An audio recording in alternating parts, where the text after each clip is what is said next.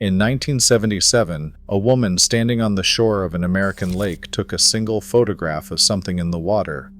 That photograph has never been proven fake. It had been examined by optical scientists, by photoanalysts, by skeptics who wanted very badly to debunk it, and more than 40 years later it remains the single best photograph of a lake monster ever taken anywhere in the world. Not from Scotland, not from Loch Ness, from Vermont. Everyone knows about Nessie. Almost nobody knows that America has its own lake monster, in a lake bigger and deeper than Loch Ness, with a sighting record that stretches back further, and with something Scotland has never produced. A clear photograph that experts cannot explain. Hold on to that photograph, because everything in this story leads back to it, and to the question the analysts were left with.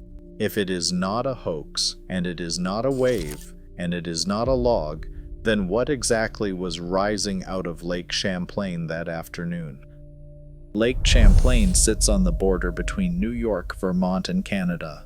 It is over 100 miles long, plunges to depths of around 400 feet, and it holds more water than Loch Ness does. The creature said to live in it has a name that predates the United States. The local Abenaki people called it Tatoskok.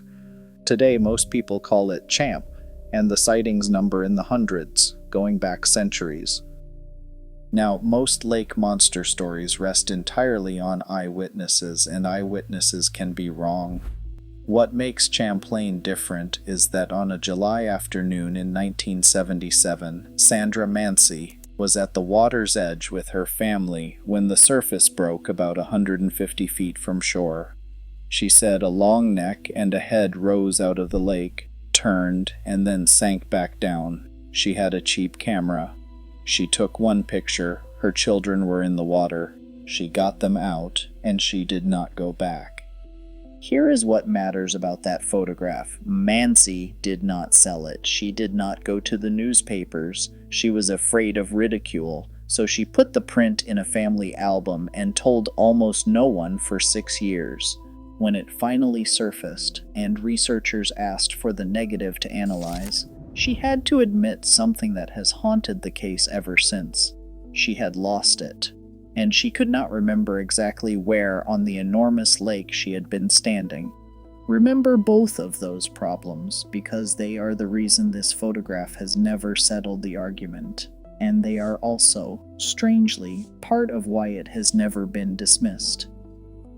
Because the image itself has survived every test thrown at it.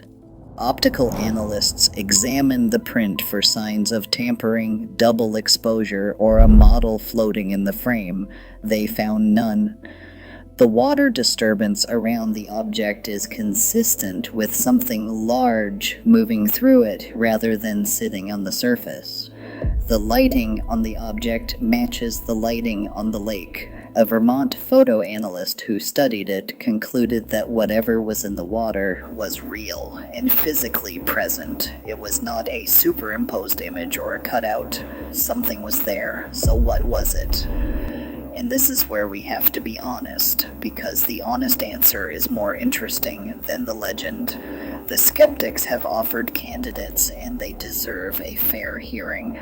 The most persistent is that Mansi photographed a floating log, or more specifically a waterlogged tree trunk, rising as gases lift its root end above the surface. It is a real phenomenon, and it can look startling. But the analysts who examined the print noted the wake pattern around the object, and a log does not push water like that. Another candidate is a sturgeon, an enormous armored prehistoric-looking fish that genuinely lives in the Champlain drainage. Sturgeon can grow to remarkable size and have a dark ridged back. But a sturgeon does not lift a long neck out of the water, and no witness account of Champ describes anything resembling a sturgeon's flattened snout. Every ordinary explanation covers part of the image and fails on the rest. Which leaves the possibility that the Abenaki, and hundreds of witnesses since, were describing something real. And here is where Lake Champlain stops being a story about a photograph and becomes something much stranger. Champlain is not an ordinary lake. It is a glacial lake. And at the end of the last ice age, it was not a lake at all. It was an arm of the sea. As the glaciers retreated, the land beneath them, freed of an unimaginable weight of ice, slowly rose, and the connection to the ocean closed. The salt water drained and became fresh. Whatever was swimming in that inlet when the door shut was sealed inside it. This is not folklore or speculation. It is geology, and it is the single most important fact in this story because it means Lake Champlain once held marine animals and then trapped them.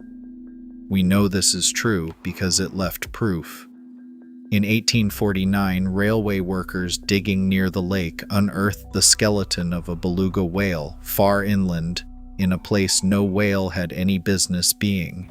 It is now called the Charlotte whale, and it is the state fossil of Vermont. A whale in Vermont, it is the physical evidence that the sea was once here and that ocean animals lived in these waters. Now hold that beside the photograph, and the question changes shape entirely. The argument is no longer whether a sea creature could possibly reach an inland American lake. We know sea creatures were here. The argument is whether anything that was sealed in could still be alive. And that brings the objection the skeptics are right to raise, the one every serious person asks. If something large lives in Champlain, where are the bodies, and how are there enough of them to breed? The lake answers the first part itself. It reaches 400 feet in places, with a cold, dark bottom layer nobody searches, and an animal that dies in that water sinks and stays there. As for the second, a lake this large and this productive could sustain a small population of long-lived, slow-growing animals, hidden in deep water, surfacing rarely. Sonar surveys of Champlain have in fact returned large moving contacts at depth that nobody has been able to identify, and underwater microphones lowered into the lake have recorded biological clicking and echolocation sounds that match no fish and no known animal in that water. Not proof, but not nothing. And if the idea of something surviving where science says it should not sounds absurd, remember what happened in 1938. Fishermen off the coast of South Africa hauled up a coelacanth, a large ancient fish that had been declared extinct for over 60 million years. It had not been hiding on purpose. It had simply been living in deep water that no one had any reason to search.